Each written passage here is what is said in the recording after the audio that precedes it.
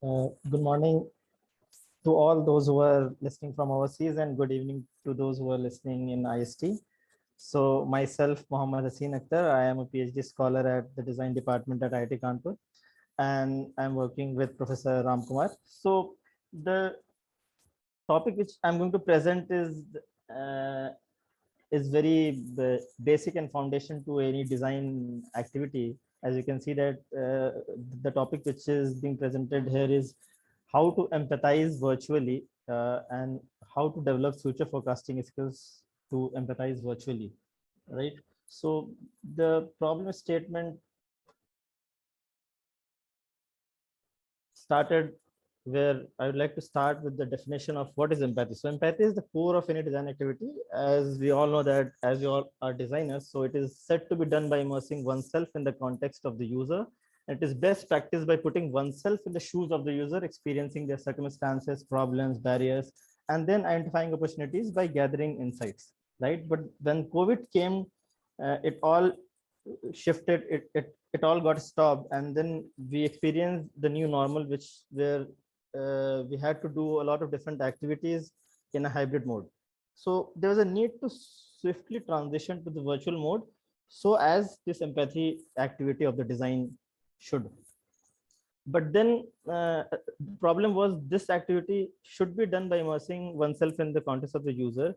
So that's what our hypothesis was. So the hypothesis was that since empathy can only be done by immersing oneself into the context of the user, the insights which one can get from being in the context is far more deeply and closely rooted to the problem than the insights gathered virtually, which ultimately lacks the core user values, right?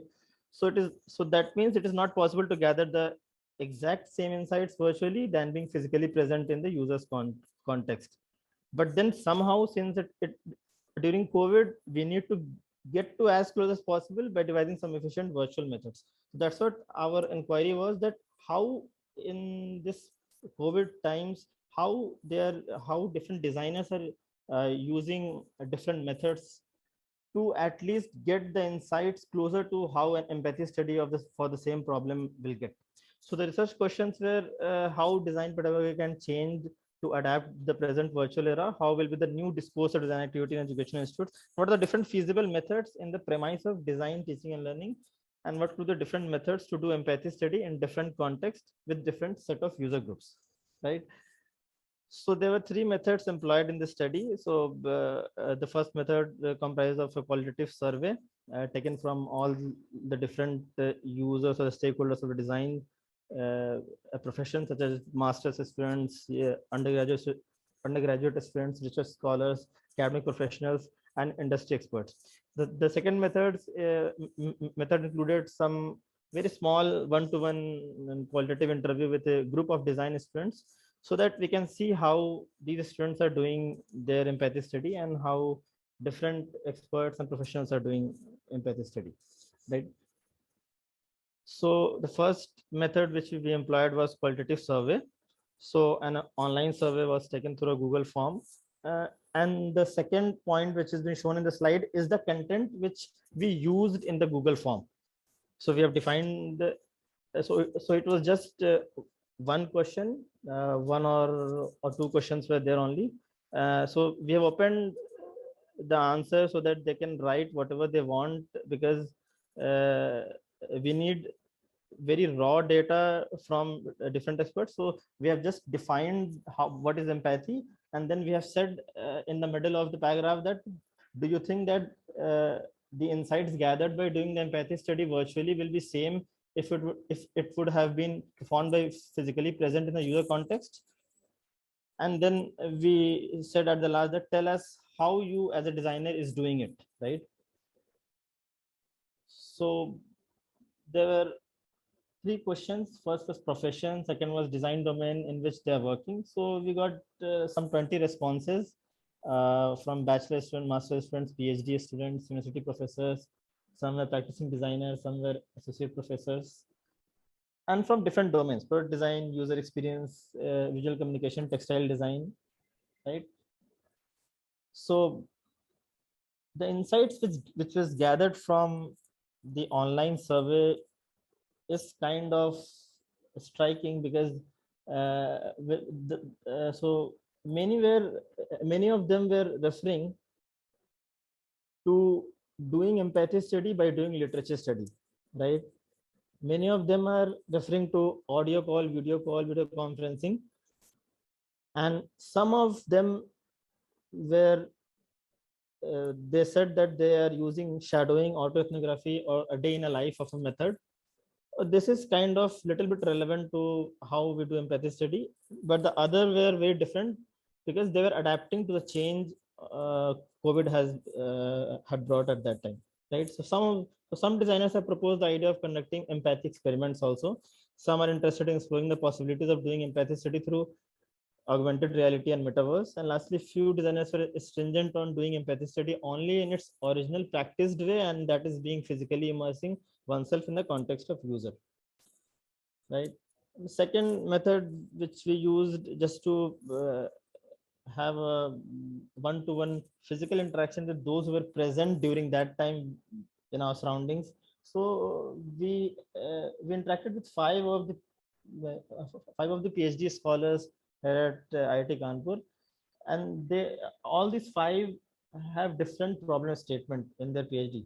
So everyone has the different approach to do this empathy study. Some were saying that they are doing this empathy study by collecting the phone numbers of the target patients. Then they'll be conducting interviews on audio call or an online meeting.